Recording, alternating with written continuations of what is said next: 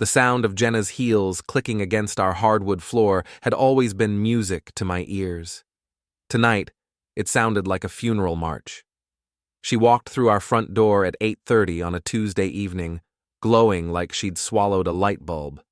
Her cheeks were flushed, her hair slightly disheveled despite the expensive styling she'd gotten that morning. The promotion had been announced 3 hours ago, according to the company-wide email that had landed in my inbox while I was debugging a client's security system. Colby! She practically sang my name, dropping her designer purse on the kitchen counter with the carelessness of someone who'd just won the lottery. Did you see? Did you get the email? I looked up from my laptop, where I'd been staring at the same lines of code for the past hour, unable to concentrate. Senior Vice President, corner office, congratulations. Before I could say anything else, the front door opened again. Grant Solen walked in like he owned the place, his 6-foot frame filling our doorway with the casual arrogance of a man who'd never been told no. His hand found the small of Jenna's back, fingers splayed possessively across the silk of her blouse. Hope you don't mind the intrusion, Colby.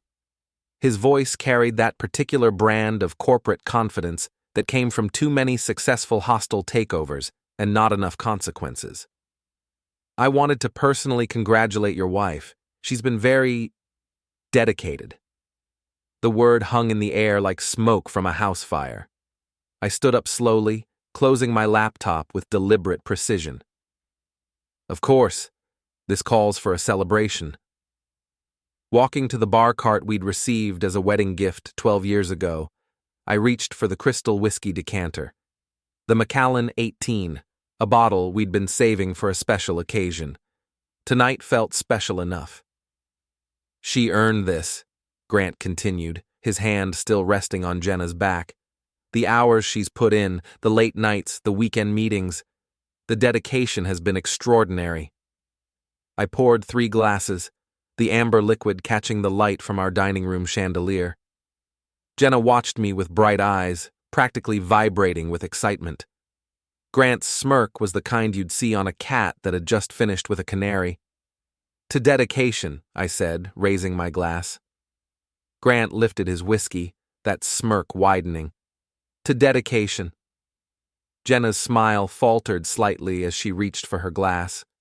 Something in my tone, perhaps, or maybe the way I was looking at Grant like I was measuring him for a coffin. I know all about dedication, I continued, my voice steady as granite. I've seen the security footage from your office. Would you like a copy? Grant's glass stopped halfway to his lips. The smirk vanished like it had never existed. Jenna's face went white, then red, then white again. The silence stretched between us like a tightrope over hell. What footage? Jenna's voice came out as barely a whisper. I took a sip of my whiskey, savoring both the burn and the moment. 4 months' worth, high definition, excellent audio quality. Your IT department really spared no expense on that security upgrade. Grant set his glass down with the careful precision of a man defusing a bomb. I think there's been some misunderstanding. No misunderstanding. I reached into my laptop bag and pulled out a manila envelope, thick with printouts. Timestamps, dates, locations, 11 encounters to be precise. Conference room, private office, parking garage once, very thorough documentation. Jenna sank into one of our dining room chairs, her face buried in her hands. Colby, I can explain. Can you? I interrupted, my voice still calm, still controlled. Can you explain why your promotion was announced 3 days after the parking garage incident? Can you explain why you didn't interview for the position? Didn't compete? Can you explain why Senior Vice President Jenkins, who everyone expected to get the role, suddenly decided to take early retirement? Grant's jaw worked silently. His hands, I noticed, were shaking slightly. Good. What do you want? He finally asked. I smiled for the first time that evening. Now we're getting somewhere.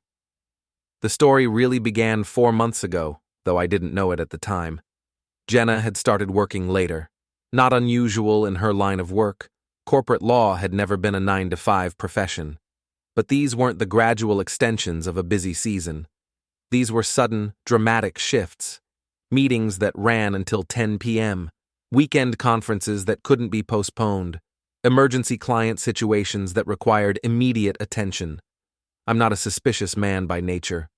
20 years in cybersecurity had taught me to look for patterns, but I'd always applied that analytical mindset to networks and systems, not to my marriage. Trust had been our foundation, or so I'd thought. The first crack appeared on a Thursday evening in March. Jenna came home at 11:30, claiming her phone had gone flat during a client dinner. She'd forgotten her charger, she said. The restaurant was in a cellular dark zone, she explained. All perfectly reasonable explanations for why she hadn't answered my calls, except I'd driven past the restaurant she'd mentioned. The parking lot was empty at 9 p.m. That's when I started paying attention. The second crack, Jenna's phone, which had always been casually accessible, suddenly required a 6-digit passcode. Company policy, she'd explained when I'd asked. New security protocols for attorney-client privilege. The third crack. She'd started showering immediately when she came home from these late meetings. Every single time. Long day, she'd say, disappearing upstairs before I could properly greet her.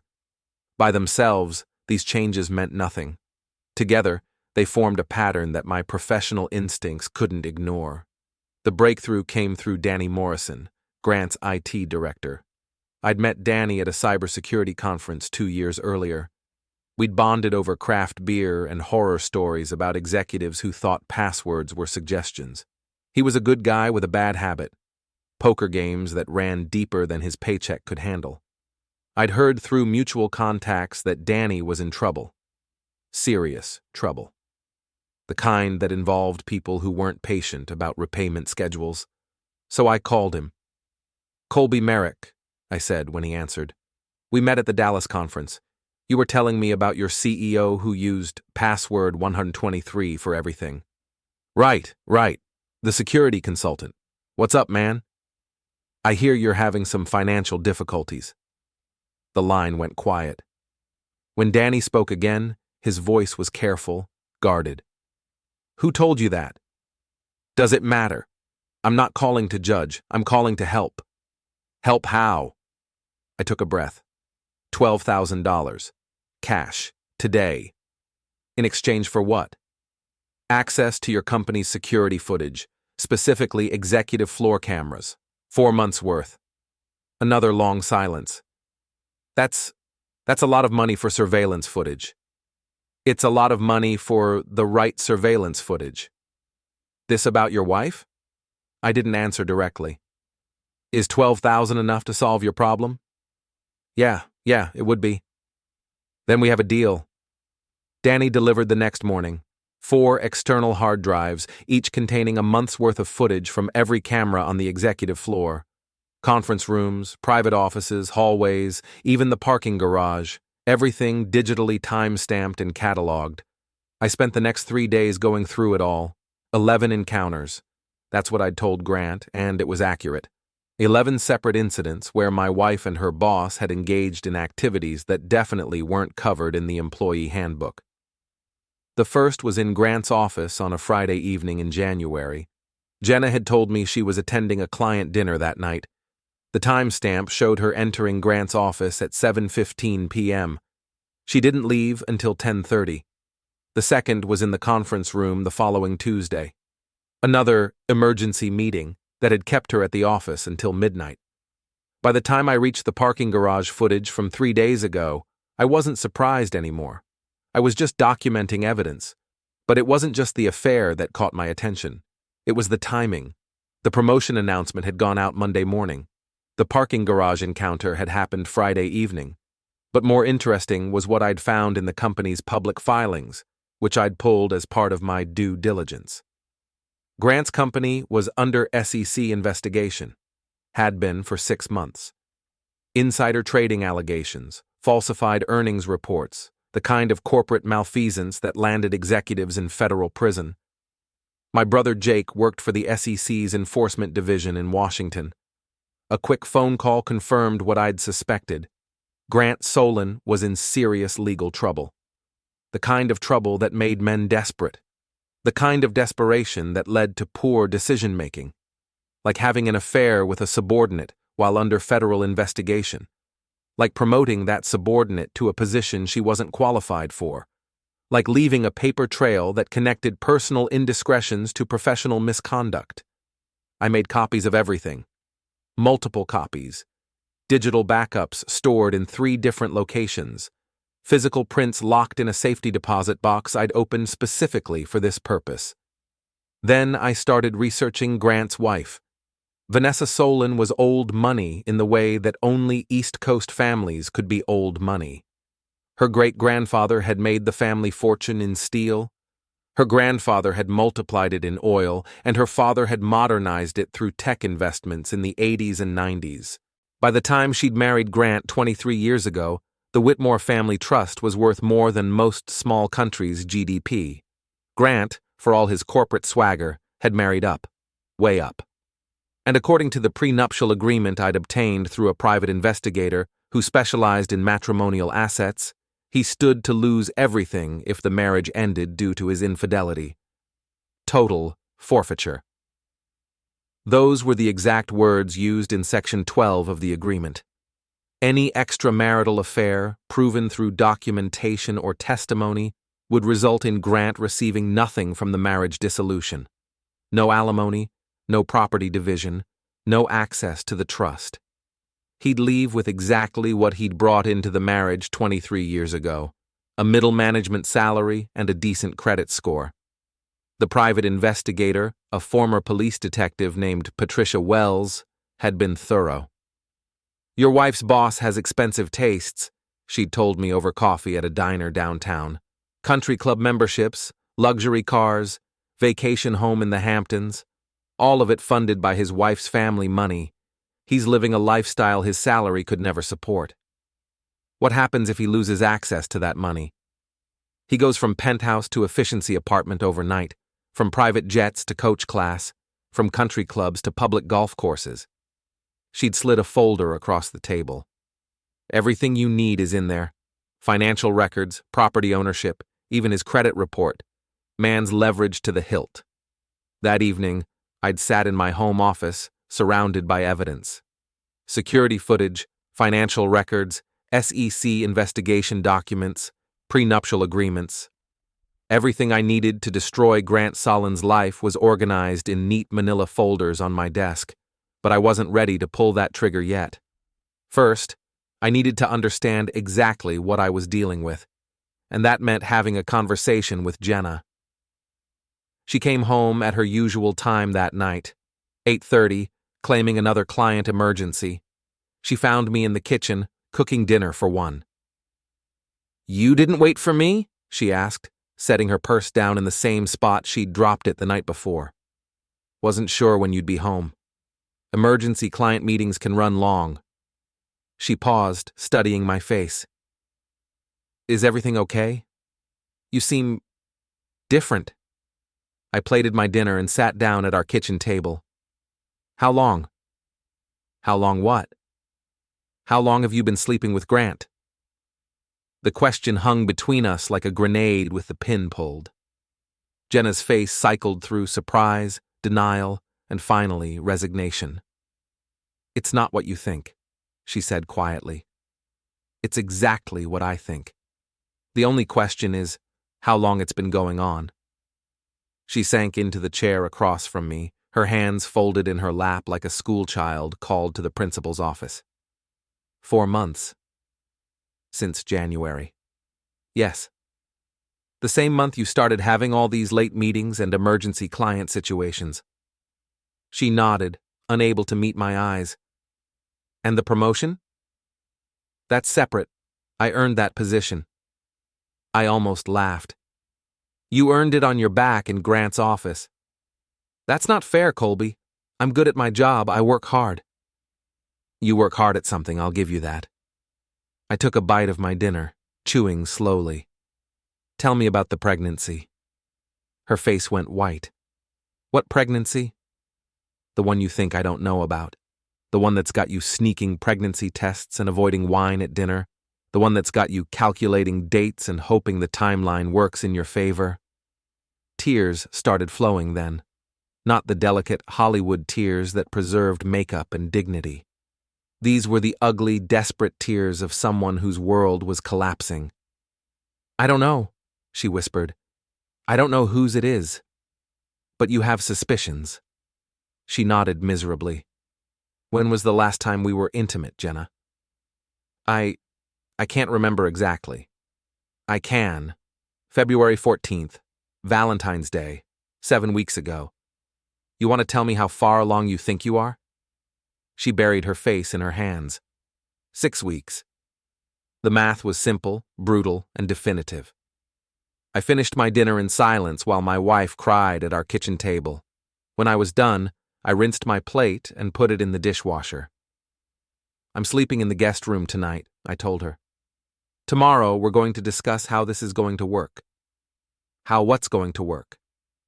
I looked at her sitting there, mascara streaked down her cheeks, designer clothes wrinkled from a day of corporate adultery and evening confessions. For 12 years, I'd loved this woman. For 12 years, I'd built my life around the assumption that she loved me back. "Your new life," I said, "the one where you deal with the consequences of your choices." I didn't sleep that night. Instead, I sat in the guest room, laptop open, planning my next moves with the methodical precision I usually reserved for penetration testing and security audits. By morning, I had a strategy. Step 1 was already complete: confirmation and documentation. I had the evidence, I understood the players, and I knew exactly what everyone stood to lose. Step 2 was leverage, and that's where Grant's legal troubles became my opportunity. I called my brother Jake at 7 a.m. "Little early for a social call, isn't it?" he answered, sounding like he'd been awake for hours. "SEC enforcement started early. Need some information about an ongoing investigation." "You know I can't discuss active cases." "Grant Solen, Solen Industries. How much trouble is he in?" Jake was quiet for a long moment. "Why are you asking?" "Because he's been having an affair with my wife, and I want to know if I'm dealing with a desperate man or just an arrogant one." "Jesus, Colby, I'm sorry." "Don't be sorry, just tell me what I need to know." Another pause. "Off the record?" "Completely. He's looking at serious federal charges: insider trading, securities fraud, falsifying earnings reports. We're talking 20 years minimum if he's convicted." "Timeline?" "Indictments come down next month, maybe sooner." "He know it's coming?" "His lawyers do, which means he does." I thanked Jake and hung up. A desperate man, then. The worst kind. Jenna had already left for work by the time I came downstairs. She'd left a note on the kitchen counter. "We need to talk. I love you. I'm sorry." I threw the note away and made coffee. At 10 a.m., I called Grant's office. "Grant Solen's office, this is Michelle." "Michelle, this is Colby Merrick. I need to speak with Grant about a personal matter." "I'm sorry, Mr. Merrick, but Mr. Solen is in meetings all morning. Can I take a message?" "Tell him it's about the security footage we discussed last night. Tell him I have a proposal." She put me on hold. 30 seconds later, Grant's voice came through the speaker. "What do you want?" "A meeting, neutral location, just you and me." "Why would I agree to that?" "Because the alternative is me sending copies of those security files to your wife, the SEC, and the company board of directors, simultaneously." He was quiet for a long moment. "Where?" "Morrison's Bar and Grill, downtown, 1 hour. I'll be there." Morrison's was the kind of place where lawyers met clients they didn't want to be seen with. Dark booths, discreet waitstaff, and a clientele that minded their own business.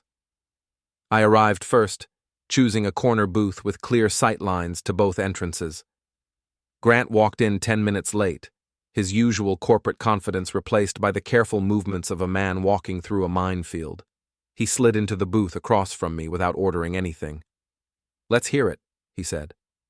I slid a folder across the table. "Resignation letter, effective immediately, medical reasons. Very sad, very personal, no questions asked. He opened the folder, scanned the single page inside.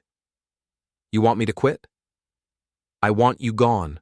Away from my wife, away from your position of authority over her, away from the opportunity to continue this affair. And if I refuse? I pulled out my phone, scrolled to a video file. Then I send this to Vanessa, tonight, along with the financial records showing how you've been using her family's money to fund your lifestyle while committing federal crimes. Grant's face had gone gray. You bastard. I'm the bastard? You've been screwing my wife for 4 months, got her pregnant, and used your position to advance her career as payment for services rendered. But I'm the bastard. She came to me. She initiated it. I don't care who initiated what. I care about ending it. He stared at the resignation letter. What about Jenna? What happens to her? That's between me and her, but she keeps the promotion, keeps the salary, keeps the office, clean transition, no questions asked. Why? It was a fair question. Why protect the woman who'd been cheating on me? Why ensure she kept the benefits of her infidelity? Because destroying her doesn't get me what I want. Destroying you does.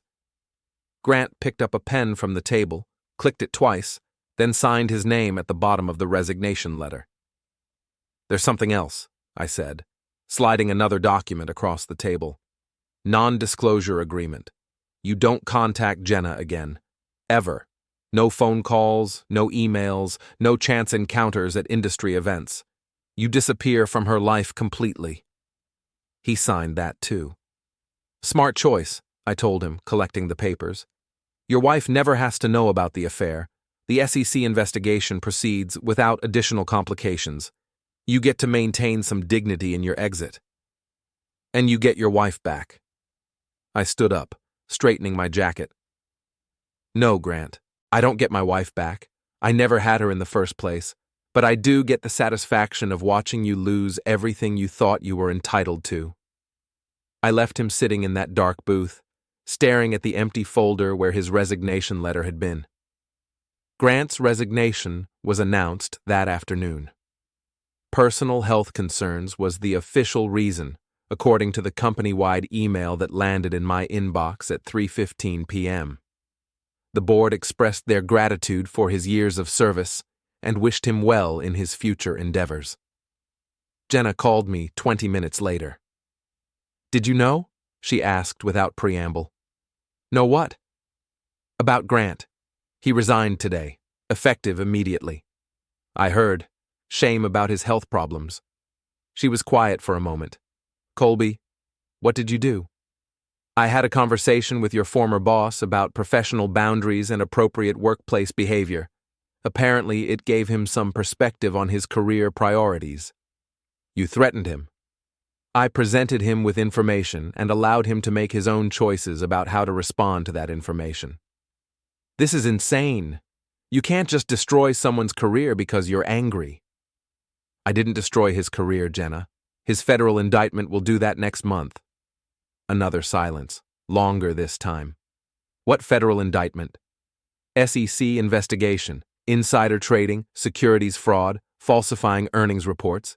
He's looking at 20 years in federal prison. Didn't he mention that during your intimate conversations? You're lying. Call your brother-in-law at the Justice Department. Ask him to look into it. Or better yet, read the Wall Street Journal next month when the story breaks. I could hear her breathing on the other end of the line, quick and shallow. I need to come home, she said finally. We need to talk about this properly.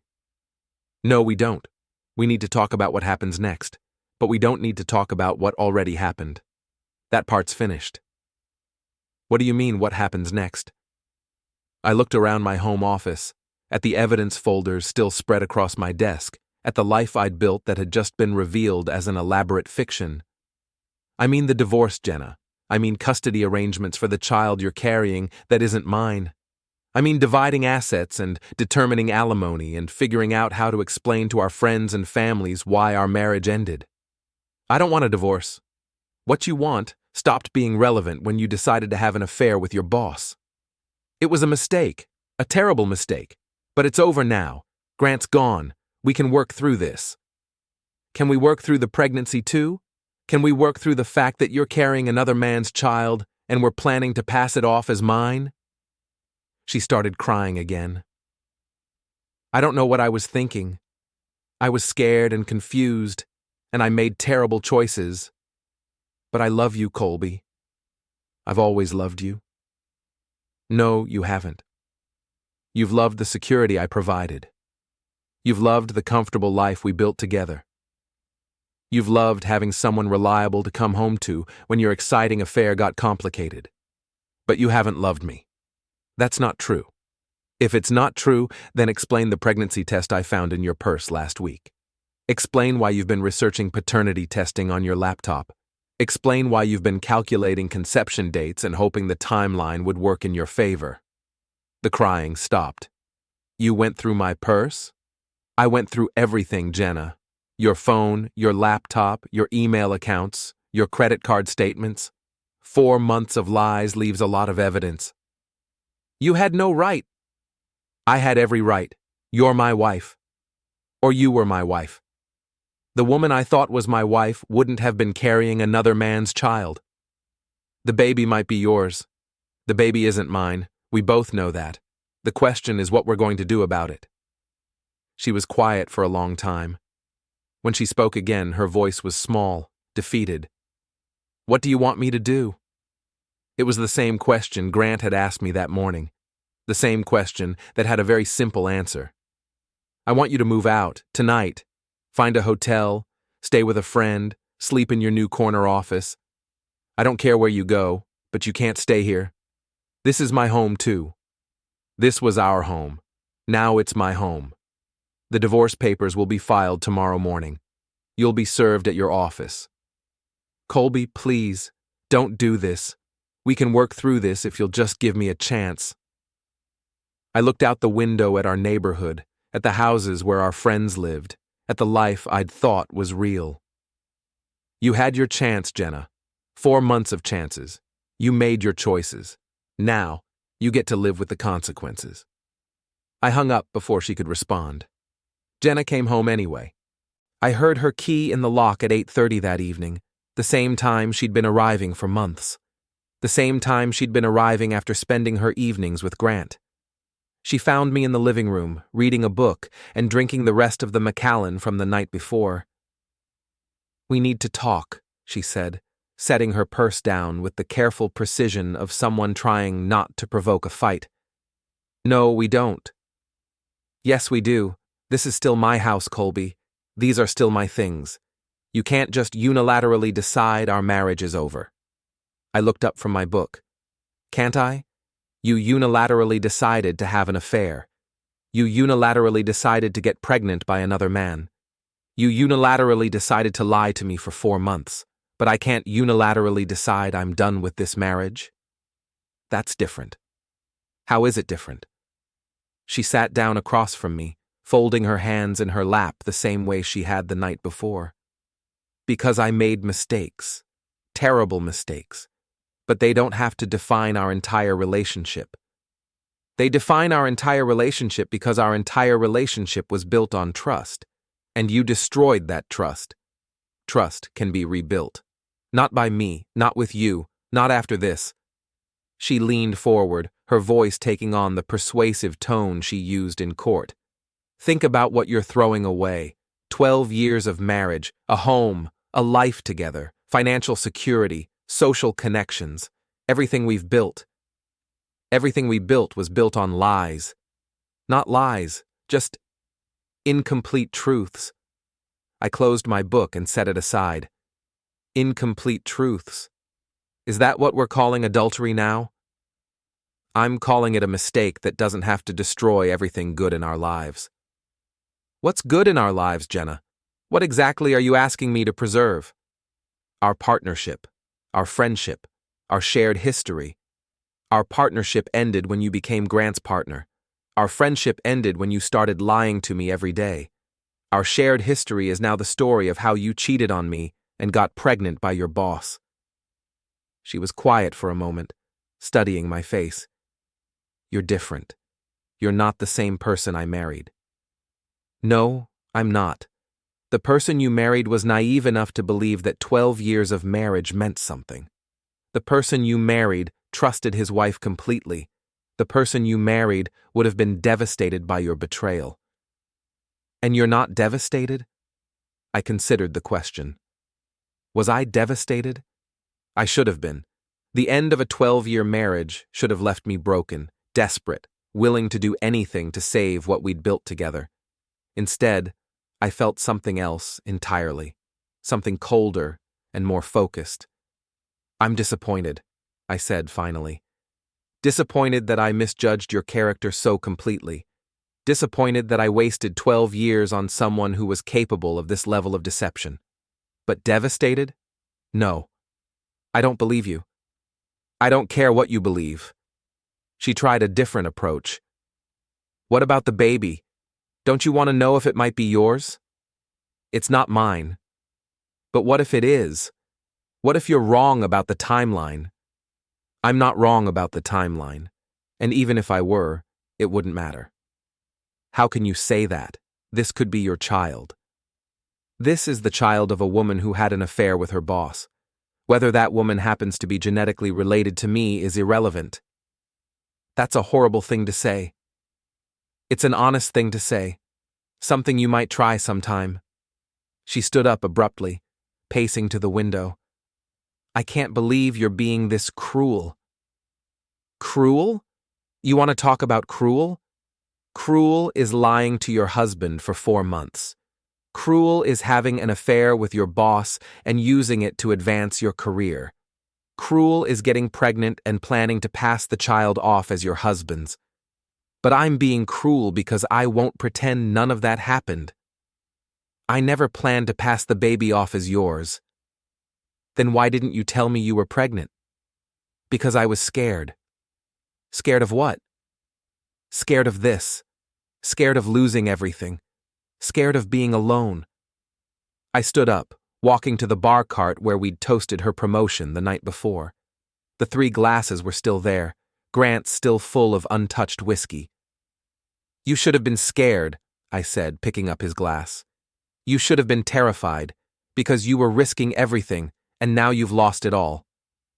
I haven't lost everything. I still have my job, my career, my future. Do you? Grant's gone.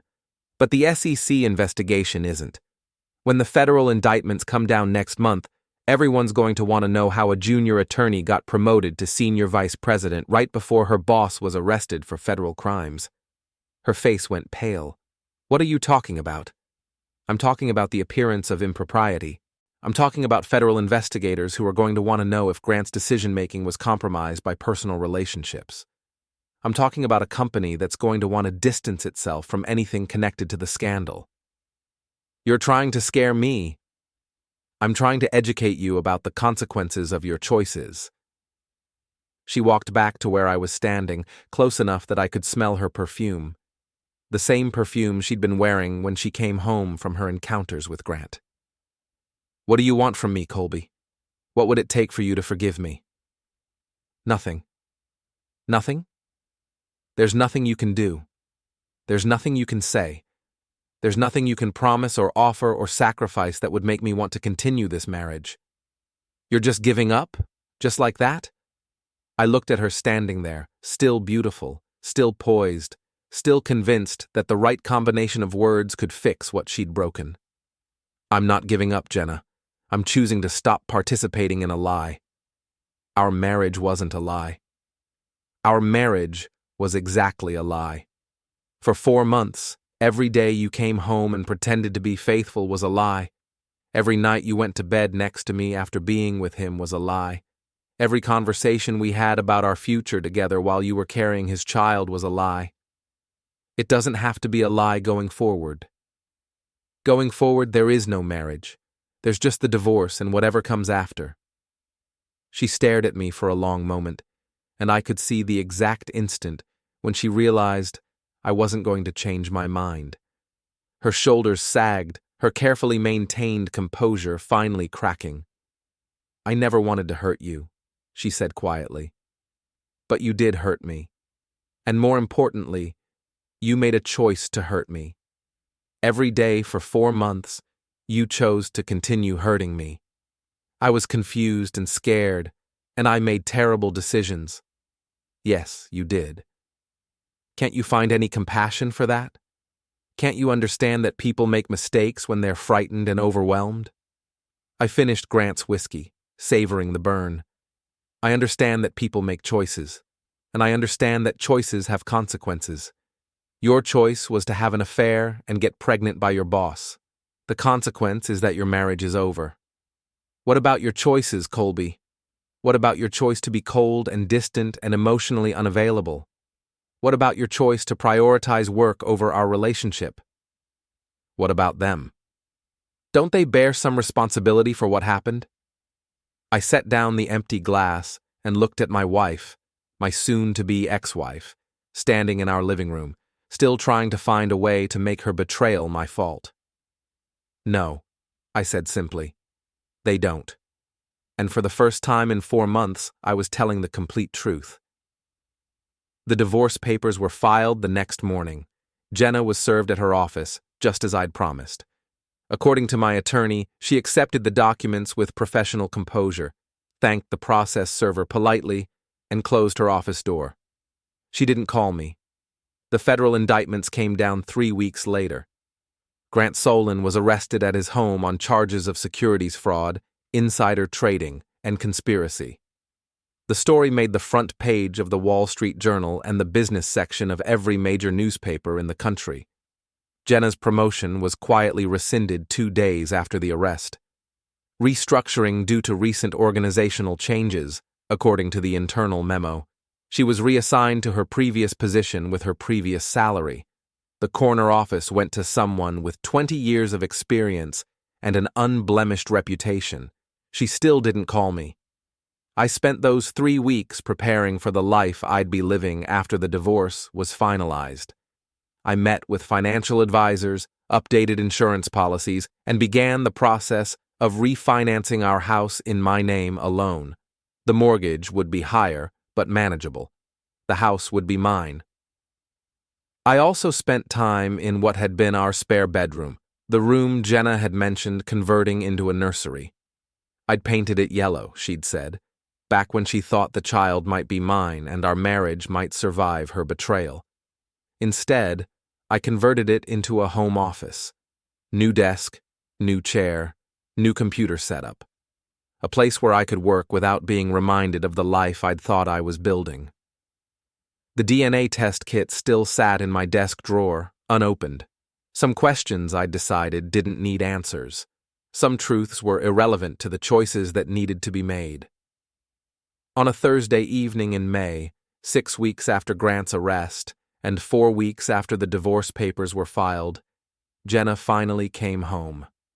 She let herself in with the key she still had, found me in my new office, working on a security audit for a client in Denver. "Hello, Colby." I looked up from my computer. She was showing now, her pregnancy visible beneath the conservative business attire she'd worn to maintain her professional credibility. Her face was thinner, her eyes tired. The confident woman who'd walked through our door celebrating her promotion was gone. "Jenna, can we talk?" "About what?" "About us. About what happens next." I saved my work and closed the laptop. "What happens next is that our divorce is finalized in 6 weeks. You move on with your life, I move on with mine. It doesn't have to be that simple." "It is that simple." She walked to the window, looking out at our backyard. "I lost the promotion." "I heard. Grant's in federal custody. His wife filed for divorce. The prenup you mentioned, she's enforcing it. He's losing everything." "Good." She turned back to face me.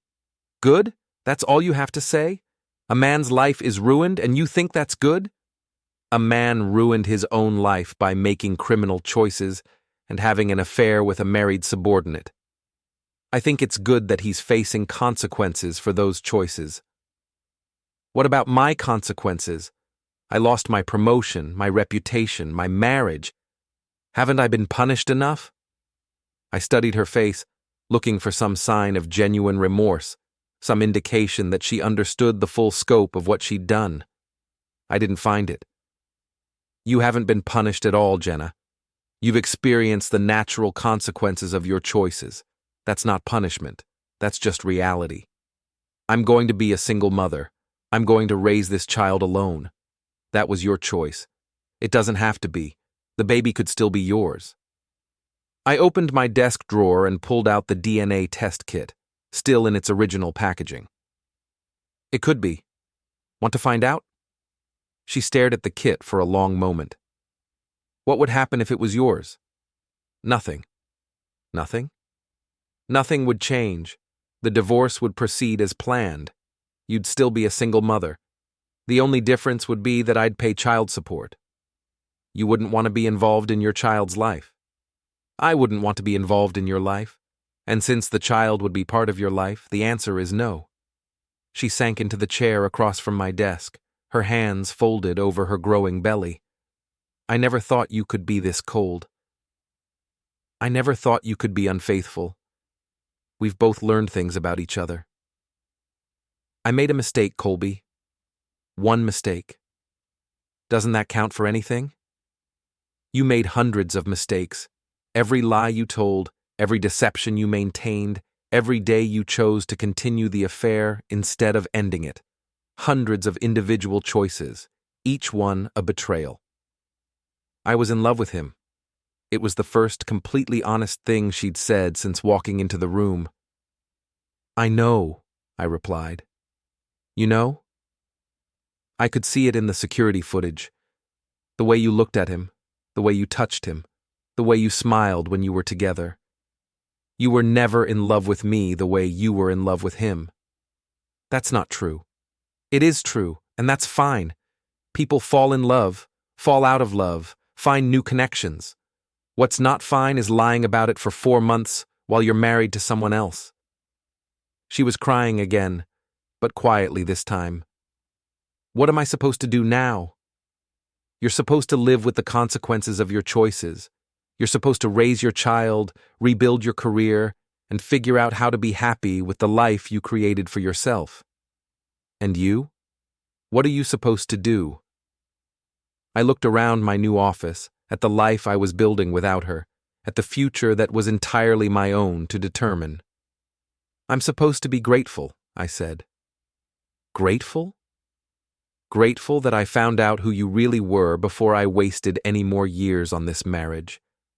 Grateful that I discovered the truth before I became emotionally invested in a child that wasn't mine. Grateful that I learned I was stronger than I thought I was. You're grateful that our marriage is ending? I'm grateful that our marriage was never what I thought it was. Because what I thought it was would have been worth saving. What it actually was, a convenient arrangement that you were willing to betray the moment something more exciting came along. That's not worth saving. She stood up slowly, her hand on her back, in the way pregnant women do when they're carrying more weight than they're used to. I should go. Yes, you should. Will I see you again? Before the divorce is final? Only if the lawyers require it. She walked to the door, then paused. For what it's worth, I am sorry. I'm sorry I hurt you. Sorry I lied. Sorry I destroyed what we had. I believe you're sorry, Jenna. I believe you regret how things turned out. But being sorry doesn't change anything. It could change everything if you'd let it. No, I said, turning back to my computer.